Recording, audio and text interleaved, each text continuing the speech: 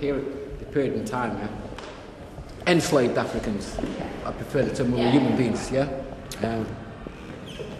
So, 1828 to 1830, then you've got Victoria coming on for the 1830s, so the Victorian era. One of the things is, Abby, who refuses to come here today, if she would have, hopefully what she would have done was taken over at this point as a black woman and come in and said, right, let's look at these images of this period in time, going right back through there, through to here, and saying, well, just how that process of de-Africanization through the Holocaust of enslavement continues today in this museum, for example, and saying, well, we can go through this era, apart from females, and say, well, how come there are no people of colour represented in your gallery in this Victorian area? Because we do know when Claudio Equiano came to Manchester, he reported black people in the audience. Yeah? So, I mean, I'll pass this around. I'll just read that first.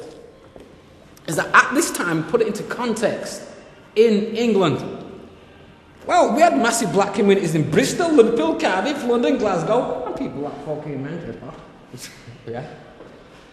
We had Lewis Latimer, who, you know, lighting system, the filament, living in Lewisham, London, to set up the electricity system of this nation. I mean, I can go right through loads. Workhouses. They didn't quite like going to workhouses. Do you know why? They were children of mixed parents, it's predominantly in these workhouses. We have their images. And if she would have been here today, she would have brought them. Of children, Asian mixed parentage, African mixed parentage. Victorian era in, all over the workhouses. A completely blacked out story. Yeah? I've got an image there of, wait a minute, I've got for you. Because these were people operating at this time. Cornelia Sebridge, the first woman's lawyer out of Oxford, but of course she wasn't allowed to practice at the time when she passed out. So she'd have been walking around and about, yeah? Prince Ranjit, they played cricket for England at the time. Well, like this dude, Sheikh Dean Mohammed. You know why? Because he set up saunas, cleansing, bathing, and used to hang out with Queen Victoria. I mean, we got tons of this stuff. Tons. First British Asian MP, 1825 to 1917. See, I mean, this is just a few things. We have lots of images of these children because Barnardo took thousands of photographs of these kids who were taken off the street and out of the workhouses. Very few people have seen them. But we do show them publicly at times. Yeah? And so at this period in time, you've got to put it into context. Who was here? Who was living here? What was going down?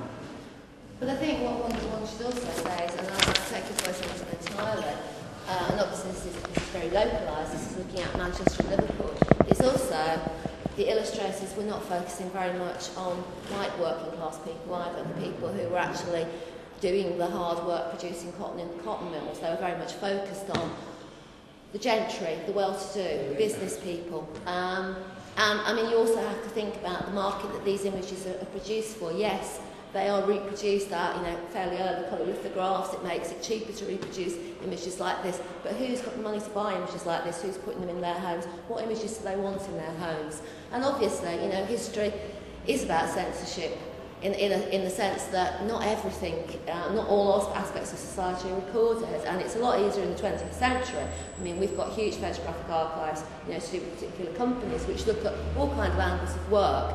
But, the sets of images to do with the railway are commissioned by the railway company to put across what they want to put across. Yeah, I mean, there's no denying that, yeah. That, for example, you have images like this. However, scholars of today, 2007, well, I can take you to teacher centres today and get you books on all this era, and guess what? You won't see a single Asian, Chinese, or person of African descent in them. 2007. Yeah? Yeah, I can show you these images. And we've got hundreds of them, especially children. That's what I'm talking about. Yeah. And that's good, and that's where, things like Revealing History's website, which encourages people's contributions. Anybody I would encourage to contribute to that. And if you have thoughts like that, if you have suggestions like that, then, by putting those forward, then hopefully you'll get a response.